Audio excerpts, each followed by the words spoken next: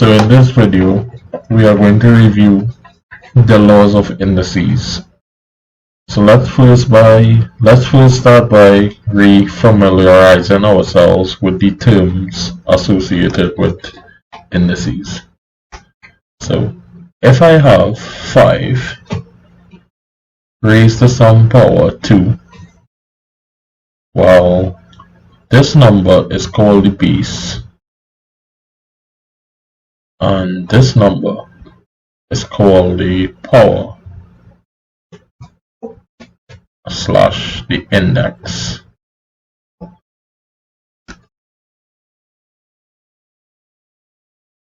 And well, that is the same as 5 multiplied by 5. So we could generalize the statement by saying any number e raised to another number n, e is called the base, n is called the power or index. And what this is telling you is you take the base and multiply it by itself the number of times that the power indicates.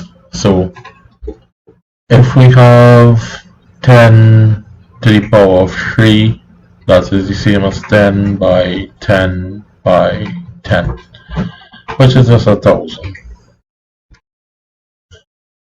So the laws of indices now is something that we need to be familiar with in order to do questions in exams. The first law of indices goes as follows. So we have some e raised to some power n multiplied by some e raised to some power m.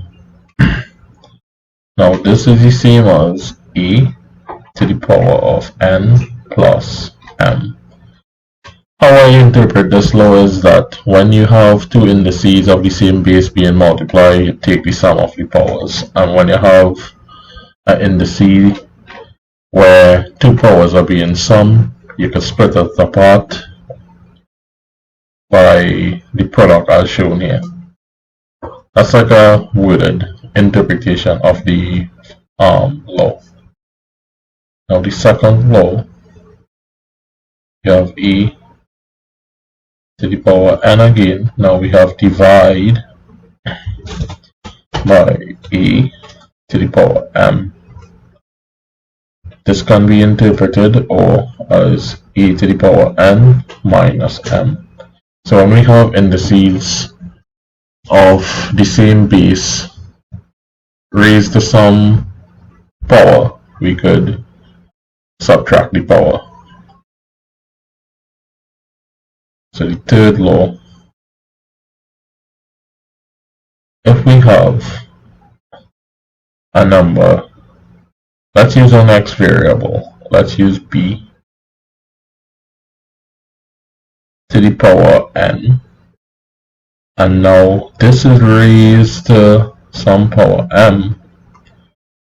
This is the same as b to the power n multiplied by m, or b to the power of n m. The next law, this is a simple law, and this is one a lot of students tend to forget. Let's use an x variable. So a, b, and z, and all the variables I'm using are any real numbers. It could be any real number. So if I have z to the power of 0, so any real number to the power of 0 is 1. This is an important law to remember. So the fifth law, if I have 1 all over, using an x variable, again this could be any real number, x to the power of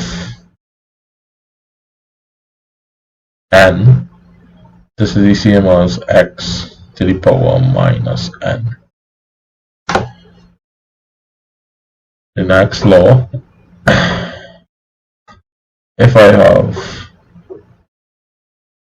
d to the power of 1 on n, this is the same as the nth root of d. Remember, the variables that I'm choosing to illustrate the laws could be any real number. Any real number. I call this law the nth root law because it deals with indices and like roots. And there's a next variation on this one, that is this. So if I have, let's go back with a to the power of n on m, well, let's rewrite this a bit. This is a to the power of 1 on m to the power n. If we take the product, we will get back n on m. And using the nth root law, or in this case is a to the power 1 on m, same concept.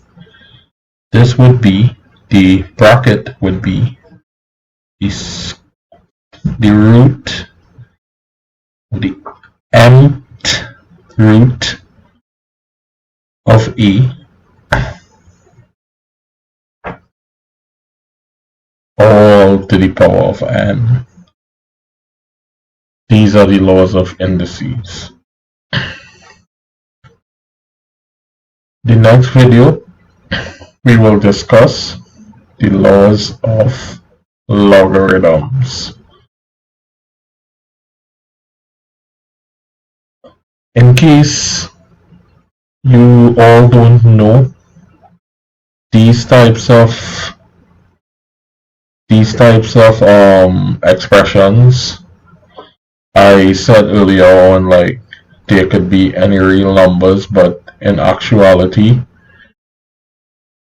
they could be variables too.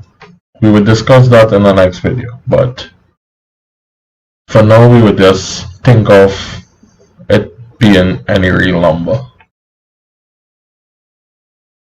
So 7 laws, base, power, and well, an expression of this form is called an exponential.